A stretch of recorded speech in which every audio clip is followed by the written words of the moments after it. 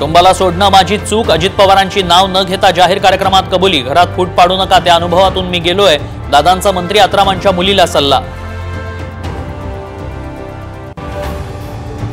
Rajendra राऊतांचा जरांगेंना open challenge, आरक्षणावरील भूमिका महायुतीनं लिहून न दिल्यास राजकीय संन्यास घेईन, राजेंद्र राऊतांचं आव्हान, फडणवीसांचा डाव, जरांगेंची टीका।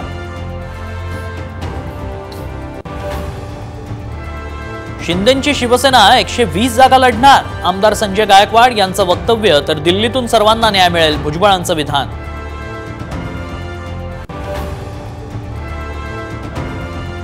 पूजा खेडकरला केंद्राचा मोठा दणका, पूजा खेडकर प्रशासकीय सेवेतून बडतर्फ, साम टीव्हीच्या बातमीचा इम्पॅक्ट।